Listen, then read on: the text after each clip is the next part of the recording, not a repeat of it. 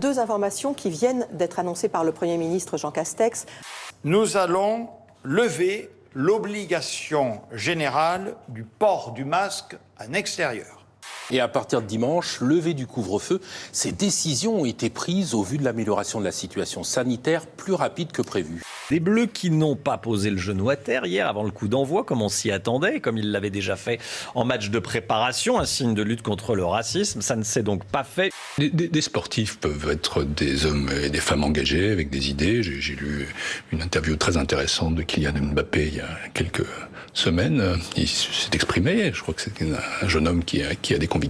Je regrette qu'il ne l'ait pas fait et j'espère que leur décision de ne pas le faire n'est pas liée à cette affreuse polémique. Pourquoi vous regrettez ? Parce que Laurence Ferrari, en l'occurrence, lutter contre le racisme et les discriminations, c'est profondément républicain. Que les joueurs de foot aient envie d'exprimer leurs convictions, c'est tout à fait légitime, même si c'est pas ça forcément qu'on attend, mais moi je trouve ça tout à fait légitime. Mais en revanche, il faut lutter contre le racisme, mais il ne faut pas tomber dans le racialisme qui est contraire à l'esprit même républicain qui transcende les origines.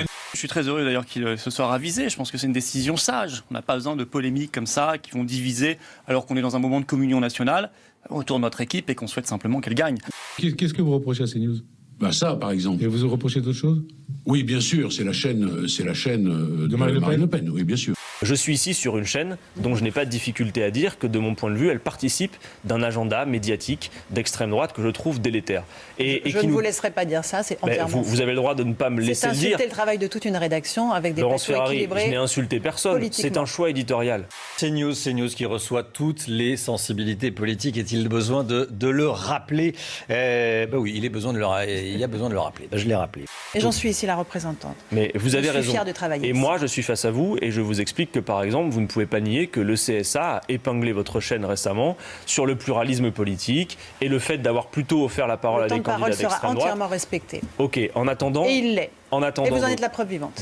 Désencombrer l'espace public de la capitale, c'est l'objectif de la mairie en rendant le stationnement payant aux scooters et motos thermiques à partir de 2022. C'était hier à Angers un match de futsal entre écologistes avec des ténors d'un côté en bleu, Yannick Jadot, le député européen, Julien Bayou, le patron des Verts, Delphine Batteau qui fut ministre, et puis des locaux, les têtes de liste locales. Bon, vous allez et du gazon synthétique. Les conducteurs des deux roues ne décolèrent pas. Les patins à roulettes aussi, ça va être payant, le stationnement de patins à roulettes. Non mais ils se moquent du monde quoi. L'interpellation tôt ce matin de Rémi Daillet, figure des milieux complotistes soupçonnés d'être impliqués dans l'enlèvement de la petite Mia en avril dernier dans les Vosges. La Malaisie l'avait expulsée dimanche, son visa ayant expiré. Rencontre au sommet aujourd'hui entre Joe Biden et Vladimir Poutine. Le 46e président américain est arrivé hier soir en Suisse. Je vous souhaite, messieurs les présidents, de fructueux dialogues dans l'intérêt de vos deux pays et du monde.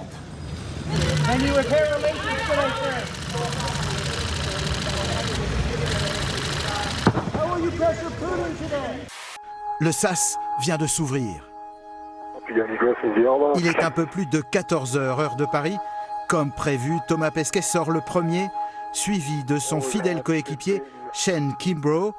3h30 d'échanges, armement, cybersécurité, Ukraine, droits de l'homme, Proche-Orient.